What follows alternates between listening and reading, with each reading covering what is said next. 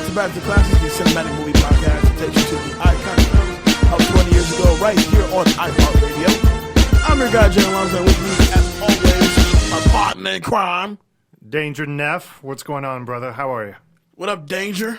You know, another day in paradise. You know, trying to stay out of this heat, man. Like, it's this heat is unbearable. You know that scene in Terminator 2 where Sarah Connor is having that vivid dream and she sees like the city getting nuked and like her skin just like burns off into a skeleton. Yeah, burns to like skull. Yeah, that's me. Like literally this week. I'll tell you something crazy. Yesterday I was at work and I had to eventually go outside. You know, it was lunchtime, and I go outside and it was, ooh man, like 3:30. Okay. When the sun is highest in the sky. Mm-hmm.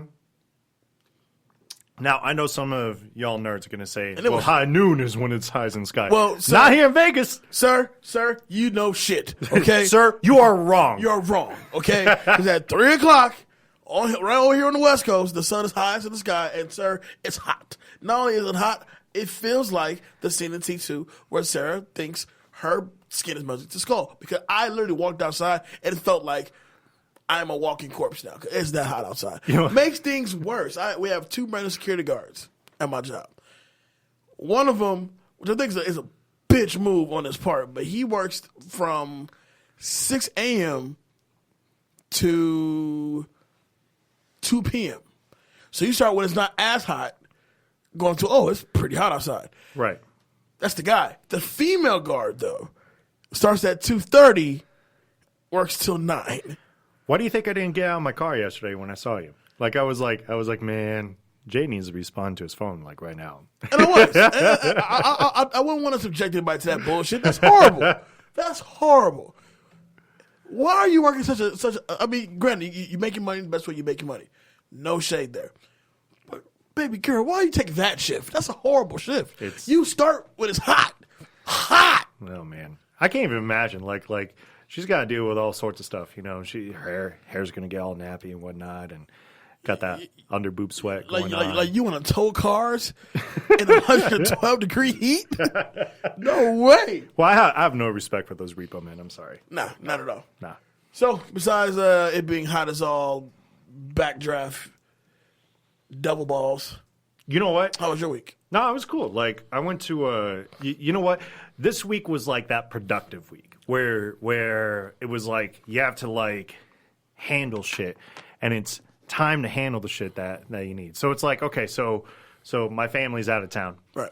And so like I had repairs to do in the house. Like I had to repair like my tub, and then the like guest bedroom toilet like broke over the weekend. And then I made money moves, and I saved a whole shitload of money. Oh man, it was. Did you switch to Geico? Not necessarily. You know what I did? Not to ruin my secret, but I was able to book a flight through Spirit, and I know about the back fees and whatnot, but you know fuck Spirit Airlines. Okay, but hold on. I booked a flight round trip from New Orleans for $112. I mean, that's the oh my god, this is so cheap. But then they charge you to breathe. Of course. Look, that's why I'm not going to pay to breathe. Like I'm just going to, you know.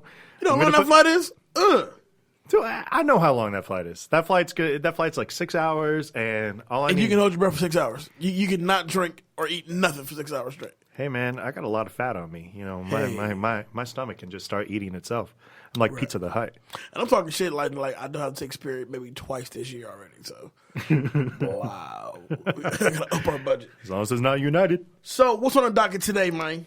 What we talking about? We got some trailers to cover. We got bigger news to cover as well. All right, so news came out towards the end of last week that Disney, because of the moves, because of the money that was made from the Star Wars anthology movie Solo, a Star Wars story, that they have actually shelved further anthology movies to focus on the ending of the ending of Star Wars, the Episode 9, right, the current trilogy, until the Rian Johnson trilogy, if they ever decide to actually fucking do that.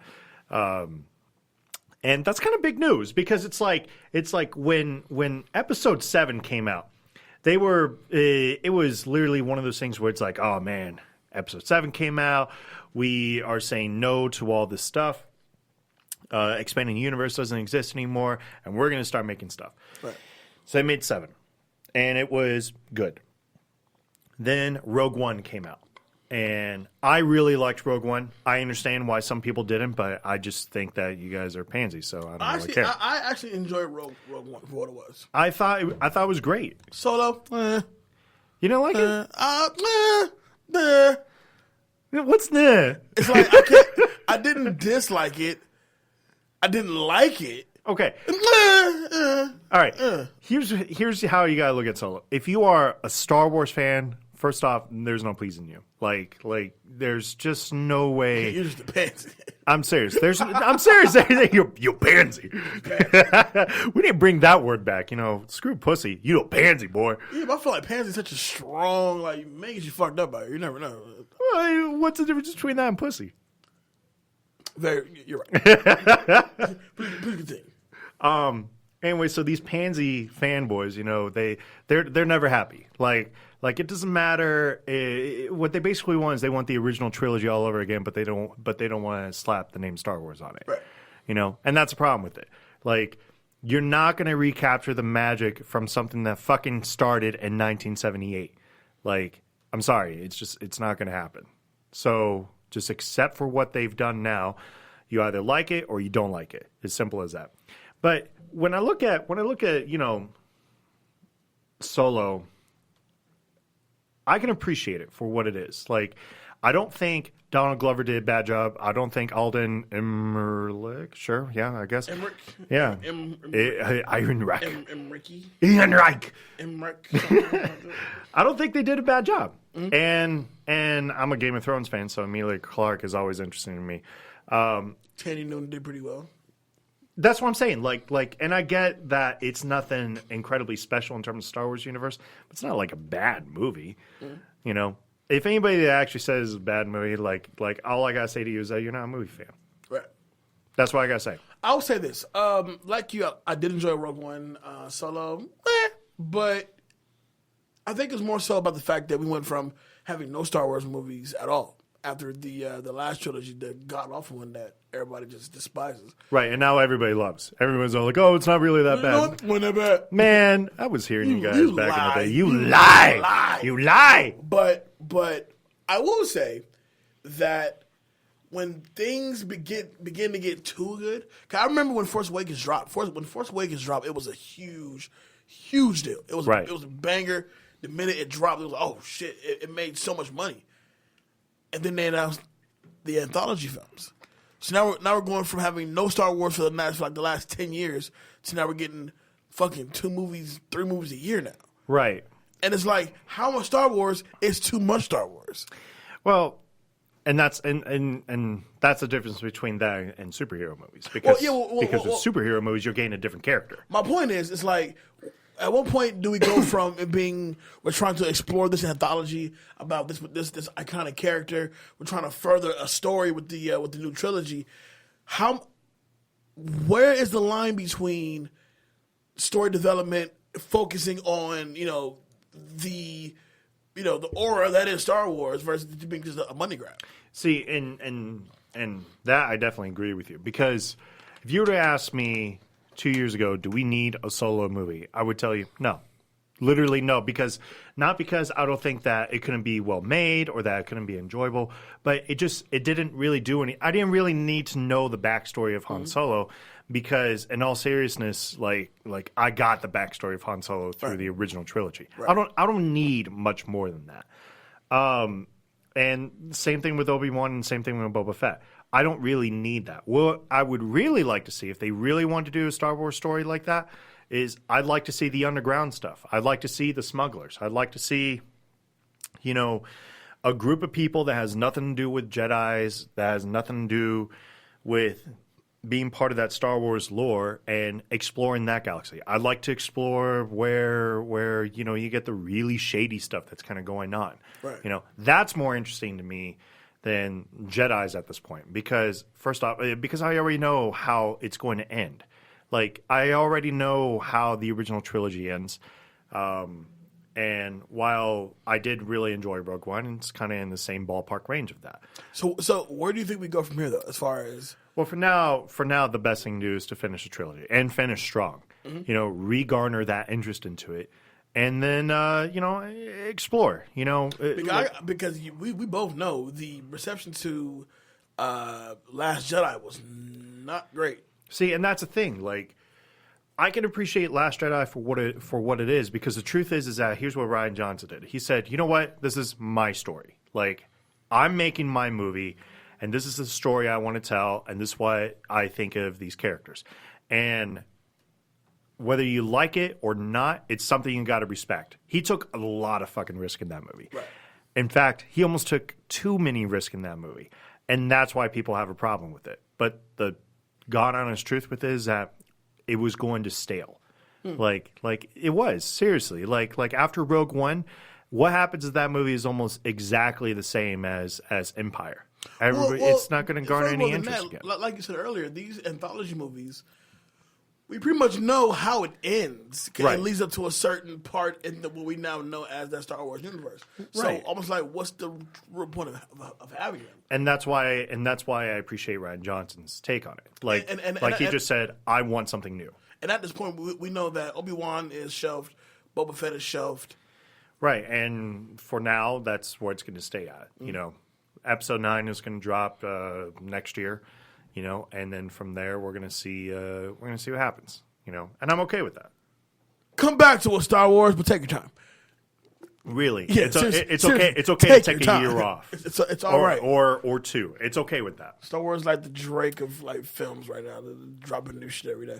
Moving on, get to some trailers. So we had a pretty interesting trailer that I watched. Yeah, it was. And the thing is that I've been on this kick of re-listening to Kendrick Lamar's "Damn," because I love that track "Fear." Like I think of that track "Fear," and it's like that's it. You're coming to the cookout. Hey, that's exactly like how I almost feel like growing up, even though I didn't experience it in that same fashion where it's like he's just like afraid. Anyways, the movie that's dropping. THUG. THUG. The Hate You Give. Strong title. Very. Stronger than Black Klansman. No, that's a great title. I love this title. It's a Spike Lee joint, so whatever. But it's based off a book. A best-selling novel. I can't think of the author's name for the life of me right now. But it took a little time to get this movie off the ground. Yeah, why is that? I'm not too sure. I know they had some reshoots due to a particular cast member, of course, falling into the Me Too movement shit, and, so they had to do some reshoots. But it's directed by George Tillman Jr. If you know George Tillman, he did Notorious, he did Soul Food, Men of Honor. So he has some pretty strong films under his belt. But this by far looks like some of the strongest filmmaking he's ever done.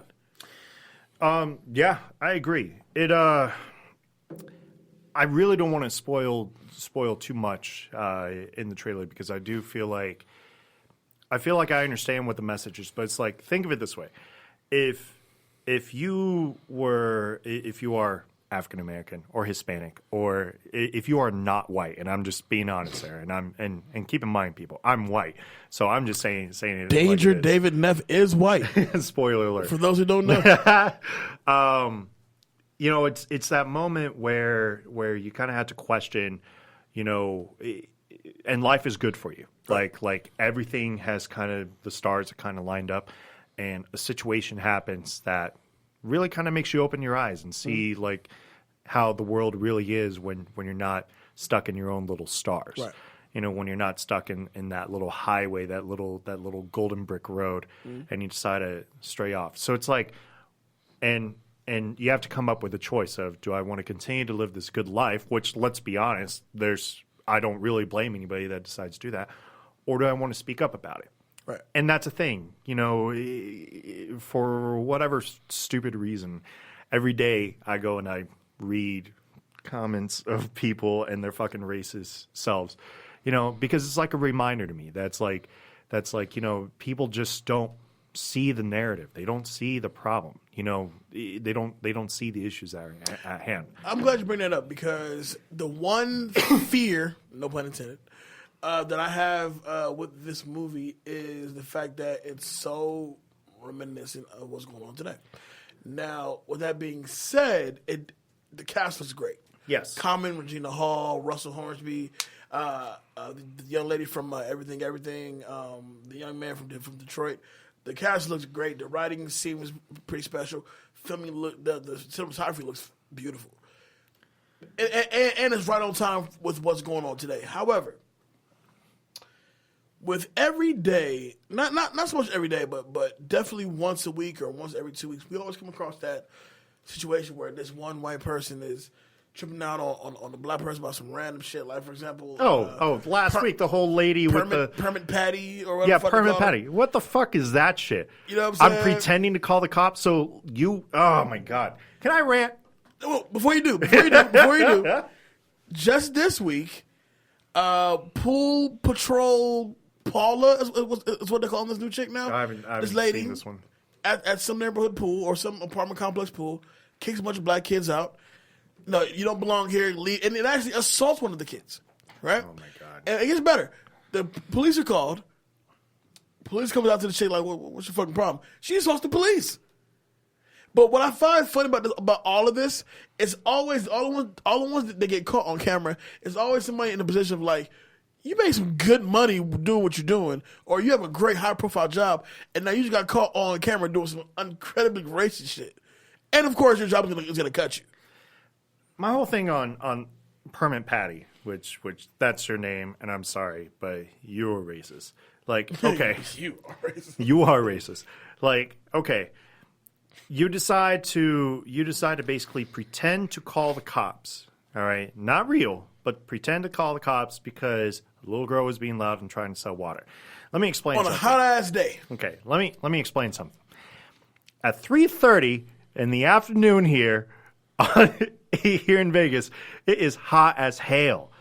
And I don't care who I buy my water from because on the strip, you got people, pulling up coolers and selling it for $1. Fine, they're making $1. Who fucking cares? They're also providing a service by actually offering water to people. So and saving lives if you think about it. Right. It's fucking hot out here. Right. So Permit Patty, like my whole thing on you is this. You decide to you were so spiteful that you decided to call the cops on a little girl, knowing that something dumb could happen. Because like lose your ties with a very popular marijuana brand. Right. You knew something dumb could happen. What if that actually turned into a tragedy? I'm not here to knock on the cops or whatnot. Mm-hmm. What I'm trying to say is, what if something dumb had happened? Because you decided to call the cops on an 8-year-old little girl. And the funny thing is, honestly, Permit Patty, she really called and they never showed. Honestly, Permit Patty, cops never showed, and you lose your business. Good, yeah. Honestly, I'm just going to say this because I have a chip on my shoulder this week. Permit Patty, go fuck yourself. Seriously. Said from the white guy. All right. So the hate you give, you catching it? Yeah, no, it was like. All right, let me be fair. The first minute of the trailer,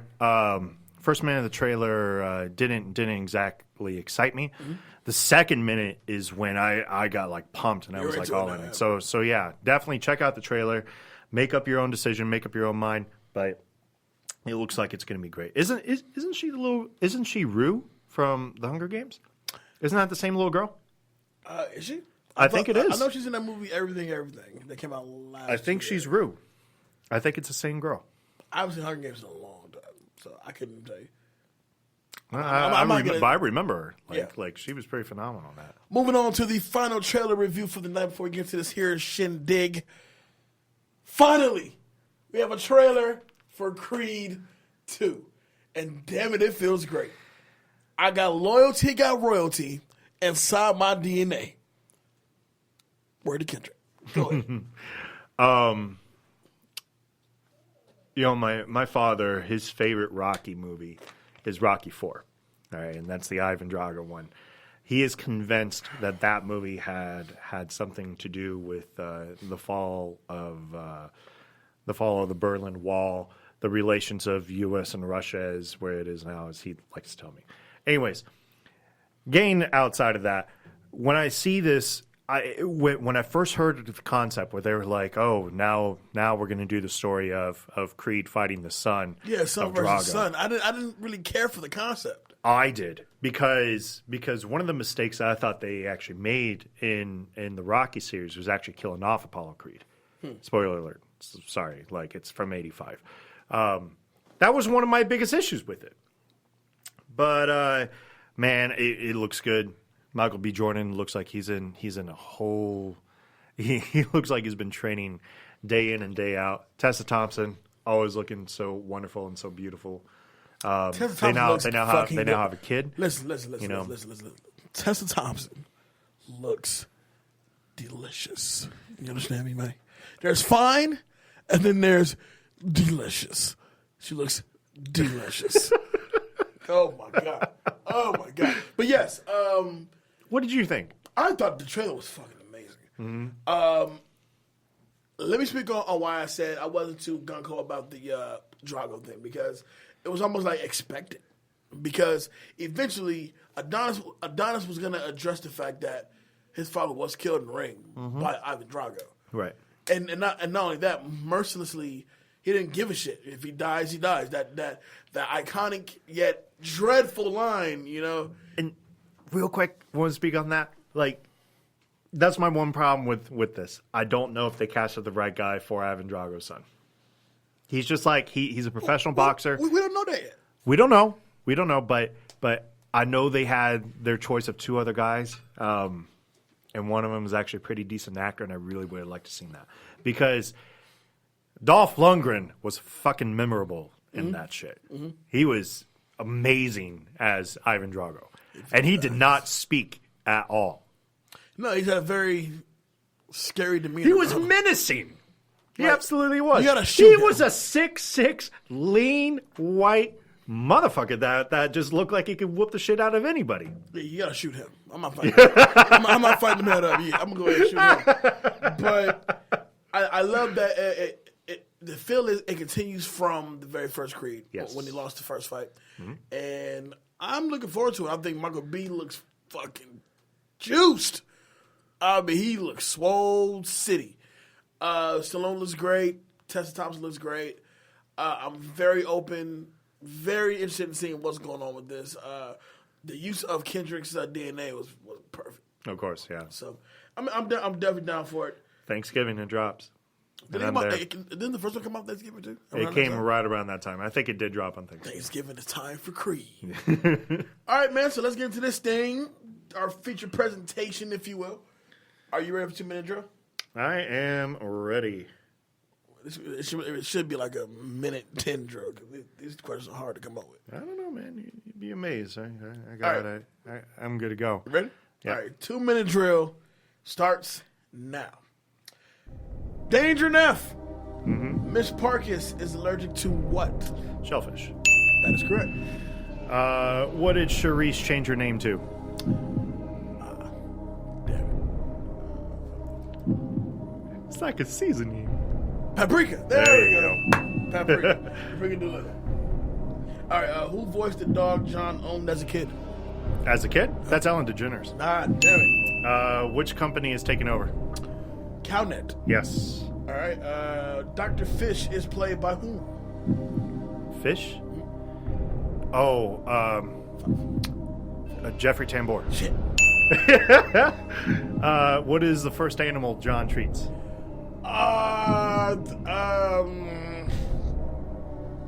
Shit.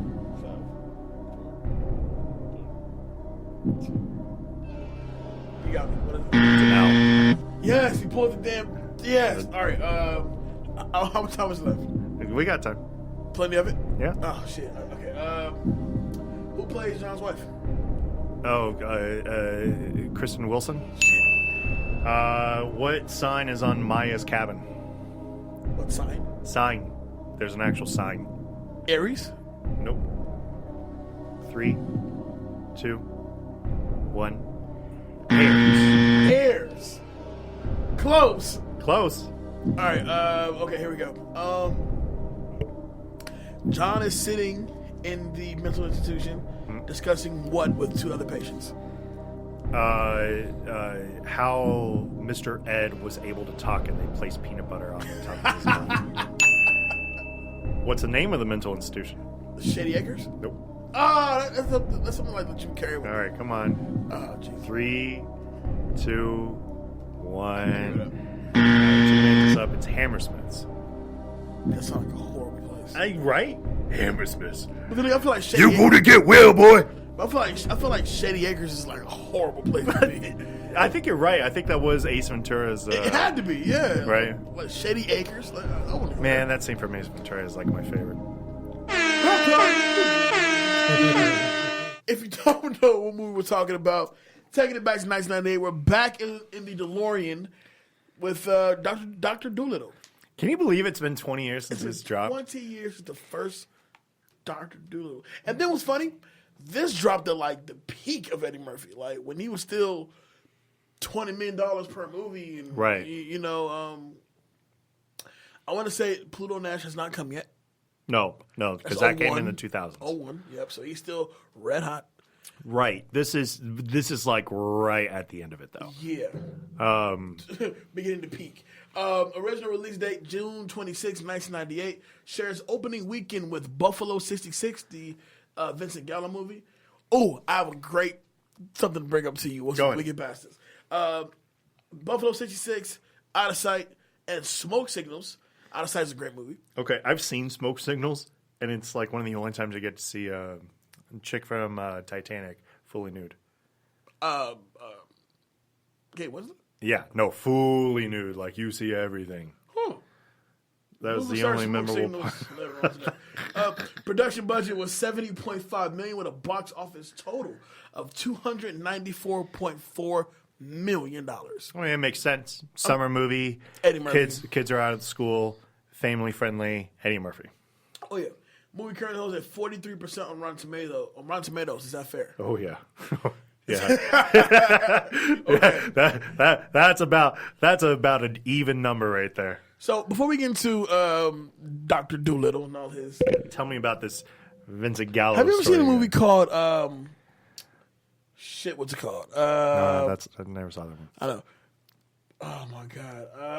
I'm drawing a blank. It's him. Is it with Vincent Gallo? Yeah, it's directed by Vincent Gallo, starring Vincent Gallo, but it's Vincent and like Chloe Sevigny. You're talking about the one where he gets a BJ? Brown Bunny. Yeah. Have you seen Brown Bunny? I have. That's when you get where he actually gets a BJ. Yeah, a full blown BJ. Yeah. The movie is so odd, even leading up to that BJ scene. Because technically, that's rape. What actually happens is actually rape. No, man, it's artistic. You know, it's like working for HBO now. It's not porn, it's HBO. Gotcha. It's not. It's not consent. It's rape. Yeah, I just want to bring it up because I came across the movie the other day on the most random of random times. I'm like, oh, the Brown Bunny. I've never seen it all the way through. Oh, this is disturbing. This is disturbing. I can't believe who. I really want to know what was going on through his head. Actually, I know what was going on through his head during that time. He was like, hey, she's kind of hot. How can I make money off of this? And she was down for it too. That's crazy. Yeah. So, Dr. Dolittle. What was your first experience with Dr. Dolittle? Oh, so what? 98, I was like 11. About that. Yeah. No, I'd still be 10. So, yeah. No, I was close. Yeah, I was 10. Anyways, it don't matter. Aaliyah, Are You That Somebody? Yeah. 69 Boys, Woof Woof. Ray J was on it. I really feel like they spent a lot more money on the soundtrack than they should have on the movie. Well, do you know they made a video game off of this? Yes. Also, they made about 5 sequels as well. Yeah. Although the sequel, okay, the second one is all right. Dr. Dolittle 2? It's all right. Here's something funny. I've never seen it.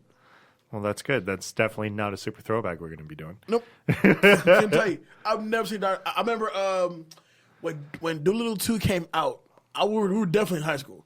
Mm-hmm. Yeah. Yeah, we were definitely in high school. But it was a song on the soundtrack, like back in the day when like all the making the bands and all that shit was going on.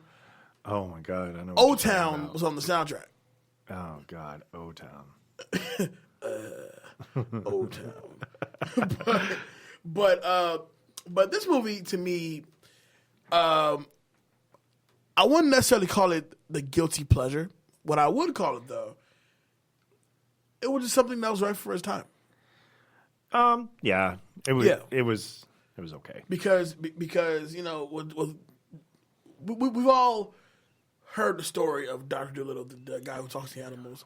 Right. Well, originally, this is like a remake from like the 60s. It was like a movie from 1967. And that's a remake from that. And that's based off a book. So, the doctor who can talk to animals, and then you put Eddie Murphy in that position, it should make for some good jokes, Right. Now, at the time, we're talking damn near A-list voice cast. Chris Rock as Riding the Hamster. Norm Macdonald as Lucky. Just finished his role in SNL. Gary Shandling, rest in peace, played one of the pigeons. And Ellen DeGeneres is the dog that John owned when he was a kid. John Leguizamo played one of the rats. So, at the time... And Jenna Elfman played the owl. Yes, right. I have a hawk. Oh, Albert Brooks played the tiger. Albert Brooks played the tiger. He sure did. So we've had a great voice cast, and really that voice cast really provides the majority of the comedy in this movie. Let's also be fair. We also had Raven Simone in it. Is this during or right before That's So Raven got This is big? almost like the bubbling point of like getting That's So Raven off the ground. Right. Because she still runs for like another legit 7-8 years on just That's So Raven. Right. And that was a huge Disney product for a while. And it's like, I'm sure she commanded a hell of a lot more on that sequel. Because I think the sequel came out in 01. 01. Yeah. Yep. Also the same year we got Pluto Nash. We won't talk about that, though. We wouldn't talk about that. But John Dolittle, played by Eddie Murphy, he's talking to the dog when he's a kid. And his father, Ossie Davis, rest in peace, at first thought it was something cute. But then he realizes, my son could actually be possessed by the damn devil. This is some devil shit. Because he actually, he meets his principal, and the principal, extends his hand, he walks around and sniffs his ass, because the dog told him no. That's how we say what's up. Right. So, you're not a father. That opening scene was actually pretty funny. Yeah, if you think about it, that scene was actually pretty funny, because it's like, how you doing, John? And he just looks at the hand like, nah, bro. That next nice scene, to meet you, bro. That next scene was phenomenal. That may have actually been the funniest scene in that movie. It definitely gives an opening to how he got the way how he became who he became, and how he lost that. Right. His father thought it was a handicap. Right. So then, what does he do instead of taking him to a doctor or something? No. He thinks he's possessed by the devil.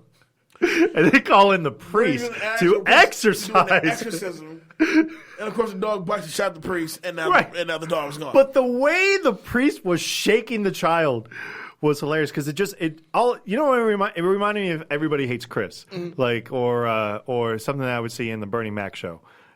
It was just so ridiculous looking and so fucking hilarious. I couldn't stop laughing last time when I kept saying that, because he just looked genuinely petrified. I don't know who that kid was, but he had the Eddie Murphy look down, though. He did, like a young Eddie. He had the Eddie Murphy look down for sure. I know. As an adult, he's now a doctor, surgeon, living in good old San Fran, where the hills are high, and people riding down them are in grave danger. But that's a different story. But he's married now, has 2 daughters with Lisa, with fine ass Krista Wilson, and his daughter Maya, played by Kyla Pratt, now pretty much has this, has his sensibility when it comes to animals, but not his talent. Not yet, obviously. Not yet, obviously. In the sequels, that would be we don't watch those, but we don't, right? Yeah, whatever. But this movie does fly by. It's an hour and a half. It's literally an hour and a half long, and it flies by. I don't even think it's an hour and a half. I think it's 85 minutes tops. Wow. So they're sending off Maya to go to camp. Right. Because, they feel like, you get better friends and, you'll thank me later. Just doing parent shit, right? Also, in the process of this, John, who has a successful medical practice, they're about to be bought and merged with a bigger company. owned by Peter Boyle, rest in peace. It's a lot of dead people. I said like that. It's a lot of dead people. A lot of people died in the last 20 years, Jay. There's a lot of great actors in this movie who are no longer with us. So Ossie Davis, Peter Boyle, Gary Shandling. Yeah. Oh man, Ossie Davis. I already said Ossie Davis. I think the rest of them are still alive. Yeah, I think Albert Brooks is definitely still alive. He's still kicking. He's still around. Oliver Platt, who was just in Bullworth earlier this year as well. I don't know.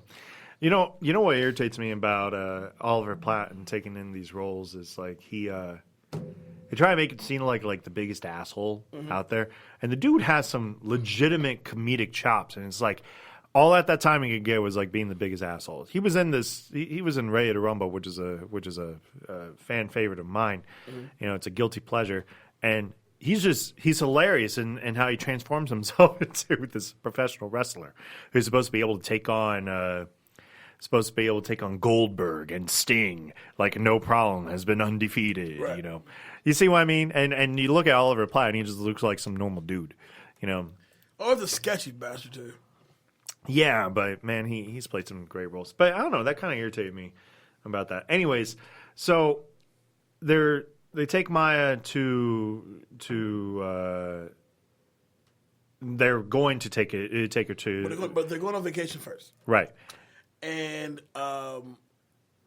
John's going to meet them for vacation. He's still working on stuff. Right, because he's about to do the merger, right? He was supposed to do it that weekend, and he didn't realize it was going to come up like that, but he decided, he says, yeah, let me go ahead and get this out of the way and whatnot. On the way there, he gets called in to do a night shift because his number one patient, who is fucking ugly as hell. Okay, let's talk about her. Let's talk about her for really quickly. He has his patient who has been told numerous times you cannot eat shellfish. You take him out the shell, you still can't eat shellfish. Man, that was one of the funniest things. She was like, I took it out of the shell. And, or what do you say? You said, what's the second word in there? Shell. He's like, there you go. And it's like, when did you learn your lesson? Like, you know what I mean? Like, and she never did. She sees him twice, and the third time we see her, she's sneaking the damn shellfish in the bathroom, which is nasty enough. But you know what's about to happen to you in like an hour? Oh my God! Why would you bring an actual crab to a place that could be infested with crabs? No cover, no nothing.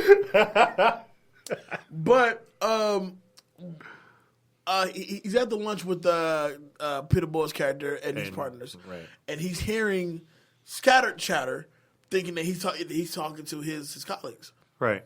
Well, actually, before that, real quick, he had to see this patient, give her a shot. It's like 2 a.m. It's 2 in the morning, and on his way home, he swerves out of the way to avoid hitting the dog. I think he actually nicked the dog, but they didn't actually see that. And he hears the voice of Norm Macdonald, who plays the dog. Call him a bonehead. Watch where you're going, bonehead. And he wasn't sure exactly what he heard, but he went to sleep. That's when the merger happened. Mm-hmm. The next morning, the merger happens, and he's sitting there, and he again thinks he hears voices. Comes to realize that they could actually be the pigeons right behind the table that's over there eating the bread. Right. And he feels like he's starting to go a little bit crazy. Now, I feel like this movie touches on many different things. First of all, we're not going to skip over the fact that there's a suicidal tiger in this movie. We'll get to that in a second. Hold on. So we have a suicidal tiger. Mm-hmm. We have an exorcism. Mm-hmm. And we got a person bringing crabs. We have a womanizing pigeon. A womanizing dogs. Mm-hmm. We have dogs getting stuff stuck up their butts and pretty much swallowing such. How's this a family movie? It's PG. Who knows? But the shit hits the fan. He's finally driving out to meet his family at their little camping parking thing they're doing. But he has to pick up the rodent. He has to get the rodent, a.k.a. Right. Roddy, the guinea pig. Which Chris Rock does make a very strong statement. I'm like, why do they call y'all guinea pigs? But he gets Rodney, puts him in the thing, puts him in the passenger side, and they're driving. And in typical Chris Rock, Eddie Murphy banter, Chris Rock, as the guinea pig, starts saying, "Oh, it's a beautiful day out," and Eddie goes, "Yeah, you're right, nothing like that." What? You can hear me? I can hear you. And of course, it's just mad from there up. Right. And so, at this point, John Dolittle thinks he's losing his fucking mind. Right, and that's pretty legitimate. Like I think he's losing his mind too. Yeah, if you were talking to any kind of animal, I'd say you're tripping. You know, if we didn't get that opening scene, if you think about it, we would think there was something really wrong with him. Yeah, absolutely. This could turn into like a House MD episode instead. But basically, how this whole thing presses on is that more animals begin to talk to him.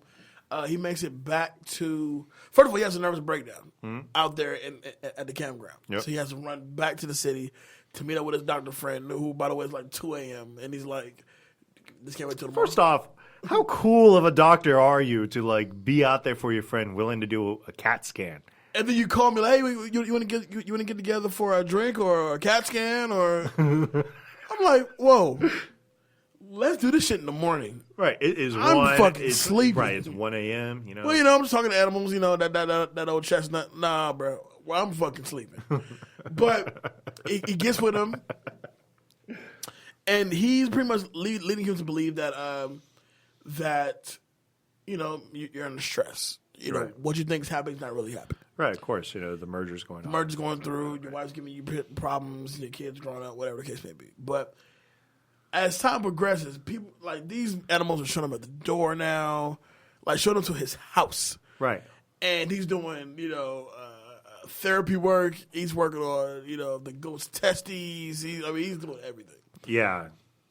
And I said this movie does fly by, and this has to be the epitome of what you think a family comedy would be, because first of all, no kid's attention span is that long. Right. Number one. Number two, where can we go with a Dr. Dolittle except have him talk to animals?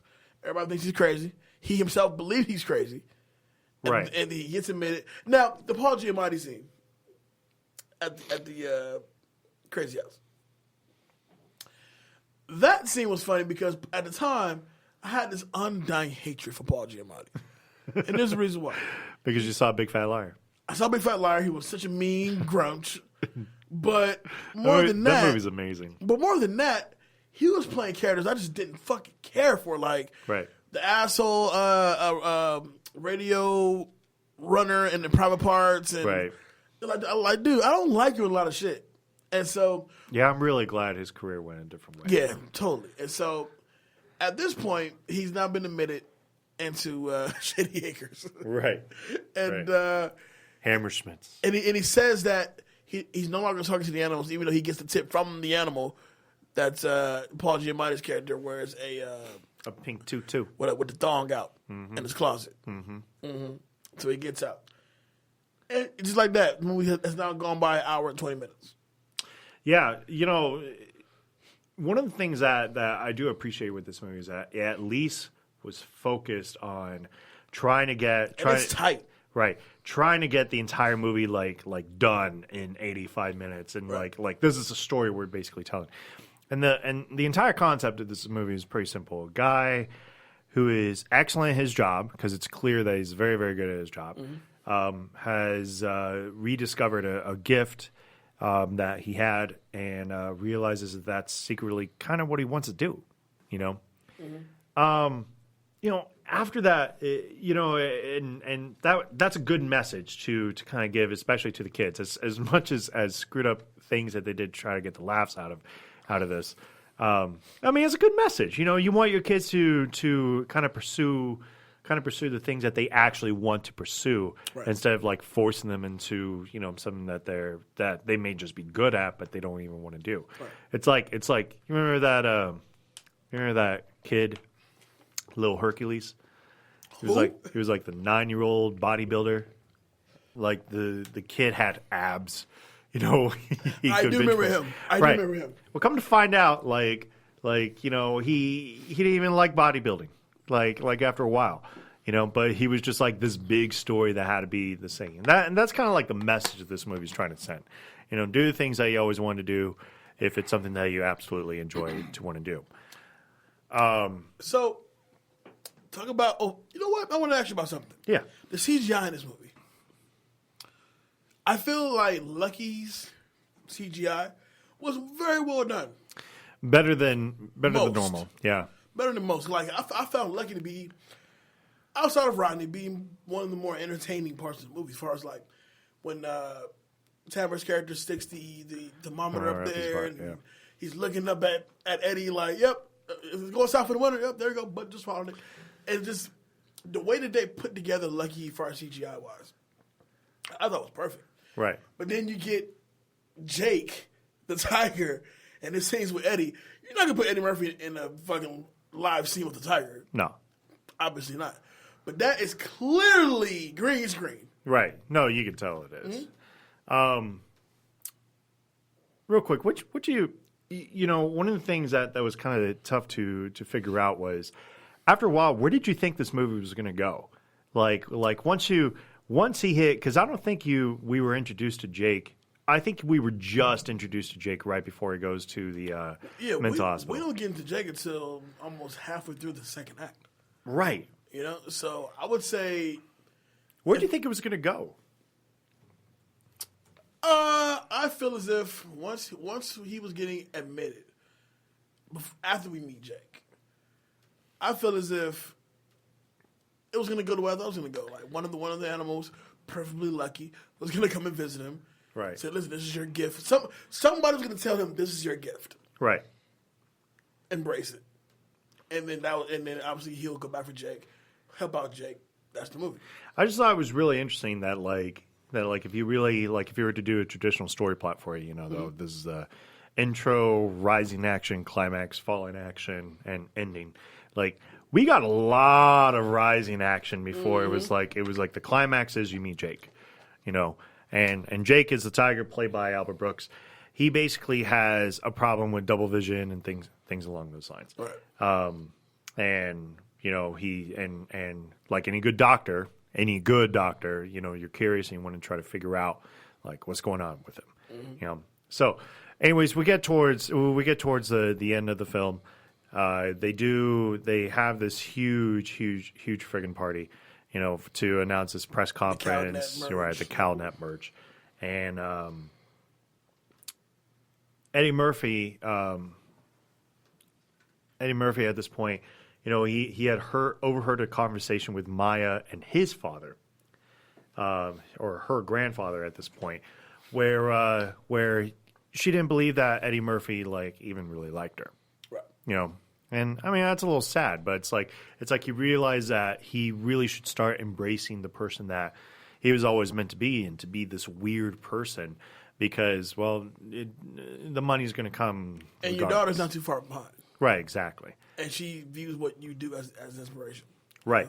And I love that scene too, because when Archer, Dolittle, John's father, was saying, to calm Maya down, and he's saying what he's saying, sometimes us daddies, we need to change. That was a double meaning to it, because that's like me telling John, you need to embrace what you have. Right. Him telling himself, right, I stole your joy by thinking that you were crazy. Right. You know what I'm saying? Amazing scene. Awesome scene. Very, very, very, very powerful scene. Because then by the time we get to the actual surgery with Jake, right, and now Lisa is like, he talk to animals. He can talk to animals. Right. I thought he was tripping. I thought he was out of his fucking mind. Turns out he really can talk to animals. Yeah, great scene. And it shows not everybody is as crazy as they look, or as crazy as it seems. I'm not saying nobody in real time was talking to animals. If you do, you're fucking nutty. But, that scene's important because it's like you see it in other films, like Billy Elliot. Mm-hmm. All right. Billy Elliot is, I think I'm getting the movie right, but it's a movie where the kid is an ultra talented dancer and wants to basically be in ballet. Billy Elliot. Right. But because he's a male, that's just completely different, like out of the norm. That's not what I want from my son, Right. you know. So it's like that line where it's sometimes daddies need to change too. Like it's kind of good to reflect upon that and say, you know what, what's actually making my kid happy? You know, me taking my kid to football practice or taking her to cheerleading practice, is that actually something that she wants to do? Is that actually something that you know they want to enjoy? And that's important for any parent to try to figure out, whether you're a dad or a mom or whatnot, it doesn't matter. Anyways, the end of the film comes up and the surgery happens, and the surgery is basically winds up being that it's a blood clot that's causing all these issues that's doing what it is. And one of my favorite scenes in that is obviously Peter Boyle's like, we're going to make a fortune off this guy, basically.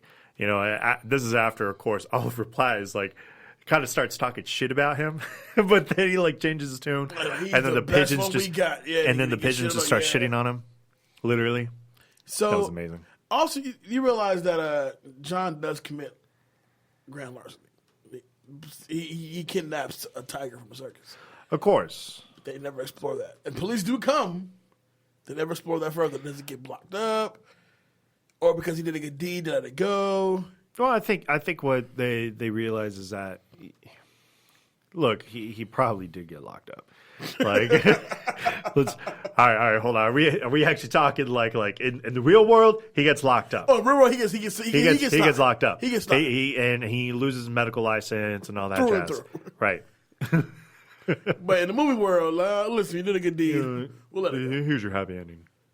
Come on, man. Fuck that. A dude got probation, you know, this past week because his son, who is a NASCAR driver, his car caught on fire, and he ran out onto the track 7 seconds before the paramedics did and pulled his son out of the car, and he got probation on the track. It's like that's the kid in there. That's the world we live in now. And it's like everybody's like, oh, well, you should have followed the rules. If my kid dies, who fucking cares about the rules? Yeah. Bullshit. It is bullshit. Well, anyway, moving on. So John doesn't go to jail, clearly. Right. But he has now become both a doctor and a veterinarian. Mm-hmm. Which I kind of saw that coming. And then, of course, Maya's egg does eventually hatch and is now a baby alligator. Right. Hilarious to me. As a father, there's no fucking way that's staying in the house. That's going right back to the zoo. Oh, no. And the other part about it is that the size of that egg, that doesn't carry a baby alligator. That carries an ostrich. Yeah. Easy. Mama? So that's the movie. That's Dr. Dolittle in all its glory. As we know, another Dr. Dolittle is on the way, starring Robert Downey Jr. Really? Yeah, I think they've already announced like the voice cast and everything. Oh, okay. Will it be comical? I would hope so. I don't see a movie like Dr. Dolittle being anything but a comedy. Because there's no way. If it's a horror movie? That'd be a scary ass fucking horror movie. Like, dude, like your Pomeranian's talking to you and wants to kill you, dude. That's a scary ass horror movie. Robert Downey Jr. is like looking deep in, you know, after seeing his wife like cheat on him. Just talk to me. He looks straight at his pit bull and he goes, "Killer, sick balls." And he just, you know, there you go. Horror movie starts. So let's get into takeaways. Danger David Neff, who's getting your That Guy award? You know what? I'm actually going to give it to Eddie Murphy's father. He doesn't have a major role, and the character arc definitely goes to Eddie Murphy. Let me be fair. John definitely is the entire arc of this. But for him to recognize the own issues that he had growing up and finally learning that lesson and convincing, you know, somebody really important to John because he kind of needed that vote of confidence from somebody, you know, and his wife to actually go out there. That's a pretty stand-up move. And to actually be a good grandfather along all that. Okay. That's pretty stand-up. That's your award. It's probably going to go to Maya, yeah. You know, the little girl. It's no offense to the wife. Like, I know they were trying to do something there. I didn't feel the chemistry between them at all. She really is a pretty face. Yeah, she really is. I mean, she is gorgeous. Don't get me wrong, but Maya was cool. You know, Maya was literally that that girl that is trying to understand what's going on in the world and is interested in all these things, and wants the love and respect of her father. Can't go wrong with that. This Fool Award. There's a lot of them in this movie. There is easily 3 fools. But I'm gonna give it to the patient. Oh, Mrs. What was her name? It doesn't matter. It doesn't matter. Shellfish Give it to the face. patient. Shellfish face. Yeah. Shellfish. Why? 2 reasons. 1, you ain't listening to your doctor. Mm-hmm. You're taking something that could legitimately kill you because that's what it was doing to you, and continuing that. And 2, we're taking crabs in a possibly crab-infested place. Nasty. You nasty. Nasty. And why'd your ass look like that anyway? That's nasty. Okay. What about cut that out? I mean, it's a tight script. Some of the banter between the rats and him, they try to get me to hate the rats, and I was like, I don't care about the rats. And then that ending scene where the owl is chasing the rats, I don't care. Right. Iconic scene is actually going to be the talk between the father and Maya. I just thought it was a good scene. It's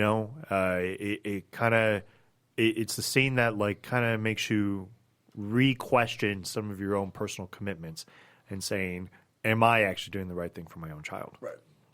For me, my That Guy Award is going to go to John, because obviously he has the best comeuppance. He has the climax in his character. And ultimately, it's Eddie Murphy's movie, and he, for the lack of comedy, if you will, from that character, it's a strong performance. Sure. That Chick Award, I'm gonna agree with you, is gonna go to Maya. No, sorry, take it back. No, I took Maya. It's gonna go to Paprika. Yeah, it's going to. You know why? Because I have an 11-year-old daughter, and at one point she wanted to change her name to, I think, Chandrell or some shit. I was like, Sean what? Chandrell or something like that. I said, your fucking name is Naya. Let's leave it at that. Cool. So, but to watch her do all these antics that young preteens do is like, oh yeah, that's my kid all the way. So, yeah. That's dope, man. It goes to Paprika. This Fool Award easily goes to Oliver Platt. Yeah. Easily. Now, I was stuck between either Oliver Platt or that light-skinned black dude with the weird ponytail. Because you never quite know why he's there, but he's there for some reason. Right. But Oliver Platt, because he's such a money-grubbing, money-hungry prick. Well, yeah, but at least he's honest about it. But at least he's honest about it. He tells John directly, listen, don't come to me for comfort, because I'm not going to be the one. He's like, I am a self-absorbed man. That's why I can't give it to him. He knows what he is. He said, let's get Gene. Because Gene is sensitive. He's not. You want to get Gene? Gene's good at this. Gene! Cut that out. I'm with you. It's a really tight script, so it's hard to find something to cut out. But I would say, man, that's crazy. I'm gonna have to agree. I'm probably gonna cut the whole animals visiting his house. Cut it a little short, but for the most part, cut back on that scene. Cut back on it a little bit. Maybe, okay. Yeah, not so much like the whole goat thing. I mean, it's not like Spike Lee. Spike Lee is spending 20 minutes on the fucking scene. Very true. But I just feel like some of the him being the sole doctor for all these animals could have been cut back a little bit. But sure. Iconic scene. I'm gonna go opposite you. I'm gonna go the opening scene to this movie is iconic because it definitely lays out exactly who John Dolittle is. Right. And how he was able to develop this talent to where if this is a gift from God, if this is like an alien spaceship just crash landed and gave him something, or he just one day used on animals. So It's like that's where I would go as far as iconic scenes. So all right. For me, let's get into quick hits. We can wrap this puppy up. Quick hits. At one point, Eddie Murphy is watching the original Dr. Dolittle on TV. I saw that one coming. Yeah, come on. Is that really a takeaway? How is that a takeaway? How? It's an Easter egg. Okay. I didn't notice that until like maybe 20 years later and watch Right. oh, start doing it. Oh, there you go. There it is. Eddie Murphy is terrified of live animals and insisted that as many as possible be superimposed digitally in scenes. When he couldn't avoid acting in the same room as an animal, the shots frequently ended with Murphy screaming. How many scenes is he actually with an animal? Oh, a few of them, actually. It's quite a bit. So obviously, the tiger scene is not him. So it means him in the lucky scene, you're screaming and shit. You're deathly afraid of animals. Deathly. And that's why you star in Pluto Nash. That's why your career took a dive. Howard Stern was offered the chance to voice a hamster, but turned it down. Good move. Great move. This is a family movie. Right. You don't want Howard Stern. You know what? I appreciate Howard, but no, he is not a family-friendly person. Nah, not for me. I remember watching the Howard Stern show on Spike when I was growing up. Not for me. Nah. This was Eddie Murphy's second movie remake in which he played a character that was previously played by a Caucasian actor. He had remade The Nutty Professor 2 years earlier. Yeah, he did. With a stick to the white man, take his roles. No? Sure, yeah. Yeah. You know what's good? You were down earlier, Dave. What happened? You know what's going to happen like 20 years later? Like it's going to be like, oh, the white man is taking all the black roles now, you know. Nah. Nah.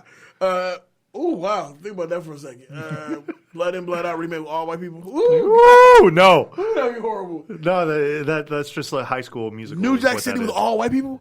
Ooh. Wow.